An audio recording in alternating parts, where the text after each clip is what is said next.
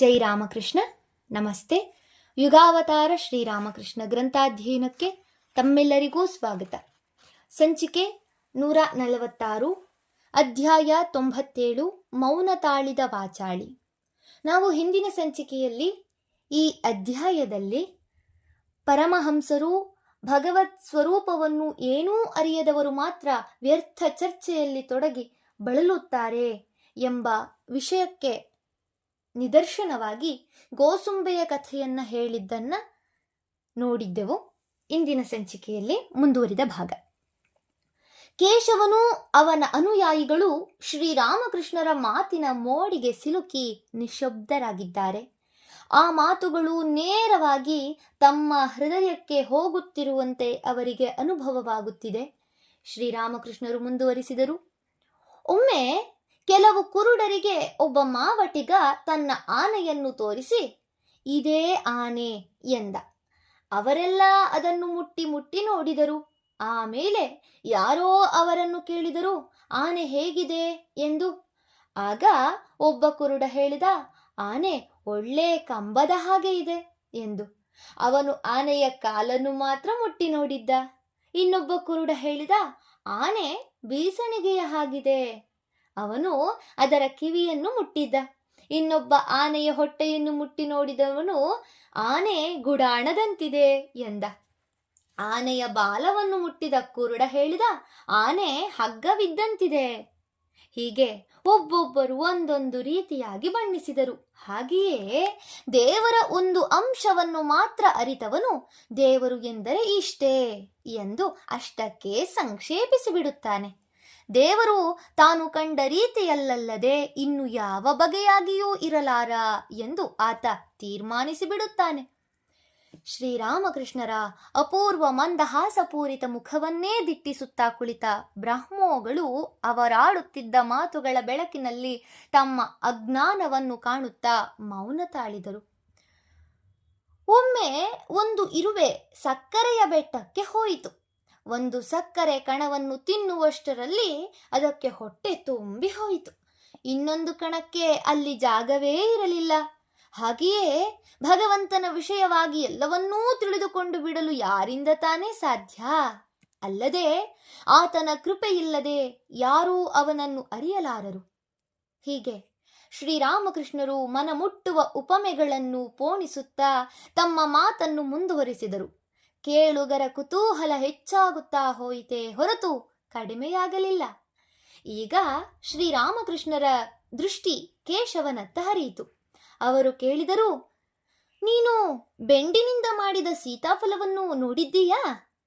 ಹೌದು ಸ್ವಾಮಿ.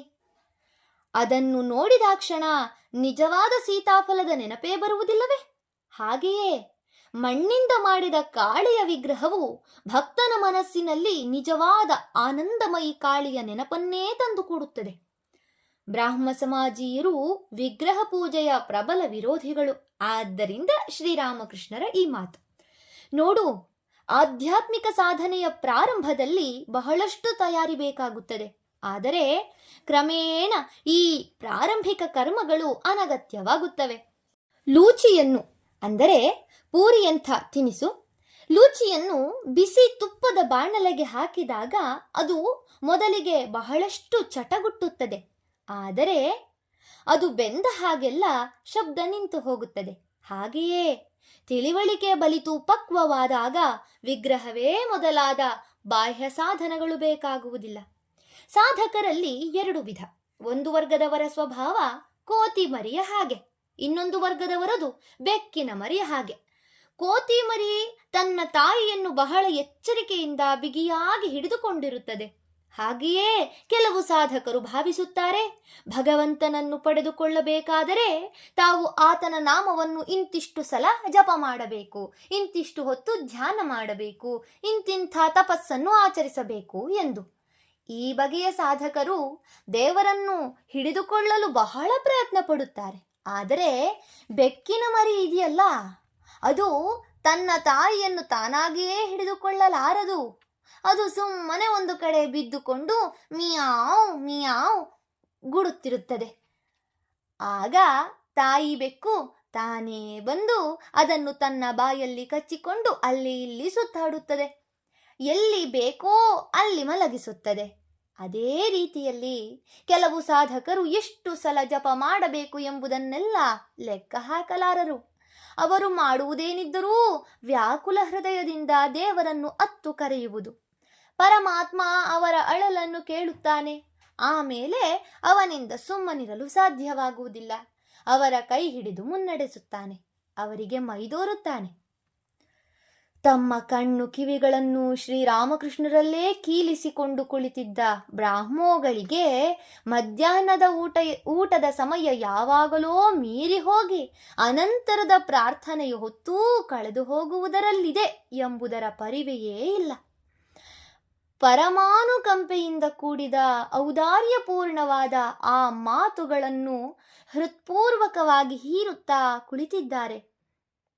ಅವರೆಲ್ಲರ ಮುಖಂಡನೂ ಪ್ರಚಂಡ ವಾಕ್ಪಟುವೂ ಆದ ಕೇಶವಸೇನನಂತೂ ಅಜ್ಜನ ಮಡಿಲಲ್ಲಿ ಕುಳಿತು ಕಥೆ ಕೇಳುತ್ತಿರುವ ಶಿಶುವಿನಂತಾಗಿ ಬಿಟ್ಟಿದ್ದಾನೆ. ಆನಂದಾಶ್ಚರ್ಯಗಳಿಂದ ಮಿನುಗುತ್ತಿದ್ದ ಅವರ ಮುಖಗಳನ್ನು ಕಂಡು ಶ್ರೀರಾಮಕೃಷ್ಣರು ಮುಗುಳ್ನಗುತ್ತಾ ನುಡಿದರು, ಹಸುಗಳ ಹಿಂಡಿಗೆ ಬೇರೆ ಯಾವುದಾದರೂ ಪ್ರಾಣಿ ಬಂದಿತೆಂದರೆ ಅವು ಅದನ್ನು ಹಾಯ್ದು ಓಡಿಸಿಬಿಡುತ್ತವೆ. ಆದರೆ ಮತ್ತೊಂದು ಹಸು ಬಂದರೆ ಅದರ ಮೈನೆಕ್ಕಿ ಸ್ವಾಗತಿಸಿ ತಮ್ಮ ಹಿಂಡಿಗೆ ಸೇರಿಸಿಕೊಳ್ಳುತ್ತವೆ. ಇಂದು ನನಗೆ ದೊರೆತ ಸ್ವಾಗತ ಇಂಥದು. ಇದನ್ನು ಕೇಳಿ ಅಲ್ಲಿದ್ದವರೆಲ್ಲ ಗಟ್ಟಿಯಾಗಿ ನಕ್ಕರು. ಆ ಮಾತು ಅದೆಷ್ಟು ಸತ್ಯ ಎನಿಸದಿರಲಿಲ್ಲ. ಈಗ ಶ್ರೀರಾಮಕೃಷ್ಣರು ಅಲ್ಲಿಂದ ಹೊರಡಲು ಅನುವಾಗಿ ಎದ್ದು ನಿಂತರು. ಕೇಶವನತ್ತ ಬೆರಳು ಮಾಡಿ ಹೇಳಿದರು, ನಿಮ್ಮಲ್ಲೆಲ್ಲ ಬಾಲ ಬಿದ್ದು ಹೋಗಿರುವುದೆಂದರೆ ಇವನೊಬ್ಬನಿಗೆ. ಈ ವಿಚಿತ್ರ ಟೀಕೆಯನ್ನು ಕೇಳಿ ಕೆಲವರು ನಕ್ಕರು. ಆದರೆ ಅದರ ಅರ್ಥವೇನೆಂದು ಯಾರಿಗೂ ತಿಳಿಯಲಿಲ್ಲ. ಕೇಶವಸೇನ ನುಡಿದ, ತಾಳಿ ತಾಳಿ ನಗಬೇಡಿ, ಅದರಲ್ಲೇನೋ ಗೂಢಾರ್ಥವಿದೆ. ಅದೇನೆಂದು ಅವರನ್ನೇ ಕೇಳೋಣ. ಶ್ರೀರಾಮಕೃಷ್ಣರು ಮುಗುಳ್ನಗುತ್ತಾ ಅದನ್ನು ವಿವರಿಸಿದರು. ನೀವು ಗೊದಮೊಟ್ಟೆ ಅಂದರೆ ಕಪ್ಪೆ ಮರಿಯನ್ನು ನೋಡಿಲ್ಲವೇ? ಎಲ್ಲಿಯವರೆಗೆ ಅದಕ್ಕೆ ಬಾಲ ಇರುತ್ತದೆಯೋ ಅಲ್ಲಿಯವರೆಗೆ ಅದು ನೀರಿನಲ್ಲಿ ಮಾತ್ರ ಇರಬಲ್ಲದು. ಅದು ಆಗ ನೆಲದ ಮೇಲೆ ಬರಲಾರದು. ಆದರೆ ಅದರ ಬಾಲ ಉದುರಿ ಹೋದೊಡನೆ ಅದು ದಡದ ಮೇಲೆ ಜಿಗಿಯುತ್ತದೆ. ಆಮೇಲೆ ಅದು ನೆಲ ಜಲಗಳೆರಡರಲ್ಲೂ ವಾಸಿಸಬಲ್ಲದು. ಹಾಗೆಯೇ ಮನುಷ್ಯ ತನ್ನ ಅಜ್ಞಾನವೆಂಬ ಬಾಲವನ್ನು ಕಳಚಿಕೊಳ್ಳುವ ತನಕ ಸಂಸಾರವೆಂಬ ನೀರಿನಲ್ಲಿ ಮಾತ್ರ ವಾಸಿಸಬಲ್ಲ. ಆ ಬಾಲವನ್ನು ಅವನು ಕಳಚಿಕೊಂಡ ಮೇಲೆ ಎಂದರೆ ಭಗವದ್ಜ್ಞಾನವನ್ನು ಗಳಿಸಿಕೊಂಡ ಮೇಲೆ ಅವನು ಬೇಕೆಂದರೆ ಸಂಸಾರದಲ್ಲೂ ಇರಬಲ್ಲ ಅಥವಾ ಭಗವಂತನಲ್ಲೂ ಇರಬಲ್ಲ. ಕೇಶವ, ನಿನ್ನ ಮನಸ್ಸೀಗ ಅಂಥ ಸ್ಥಿತಿಯಲ್ಲಿದೆ. ನೀನು ಸಂಸಾರದಲ್ಲಿದ್ದೂ ಭಗವದಾನಂದವನ್ನು ಸವಿಯಬಲ್ಲೆ. ತಮ್ಮ ಮುಖಂಡನ ಕುರಿತಾಗಿ ಶ್ರೀರಾಮಕೃಷ್ಣರು ವ್ಯಕ್ತಪಡಿಸಿದ ಅಭಿಪ್ರಾಯದಿಂದ ಬ್ರಾಹ್ಮೋಗಳೆಲ್ಲ ಸಂತುಷ್ಟರಾದರೆಂದು ಹೇಳಬೇಕಾಗಿಯೇ ಇಲ್ಲ. ಹೀಗೆ ಶ್ರೀರಾಮಕೃಷ್ಣರು ಕೇಶವ ಮತ್ತು ಅವನ ಅನುಯಾಯಿಗಳೊಂದಿಗೆ ಸುಮಾರು 4 ಗಂಟೆಗಳಷ್ಟು ಕಾಲವಿದ್ದು ದಕ್ಷಿಣೇಶ್ವರಕ್ಕೆ ಮರಳಿದರು. ಧನ್ಯವಾದಗಳು. ಮುಂದುವರಿದ ಭಾಗ ಮುಂದಿನ ಸಂಚಿಕೆಯಲ್ಲಿ. ಓಂ ಶಾಂತಿ ಶಾಂತಿ ಶಾಂತಿ. ಹರಿ ಓಂ ತತ್ಸತ್. ಶ್ರೀರಾಮಕೃಷ್ಣಾರ್ಪಣಮಸ್ತು. ಸರ್ವೇ ಜನ ಸುಖಿನೋ ಭವಂತು. ಜೈ ಶ್ರೀಮಾತಾ.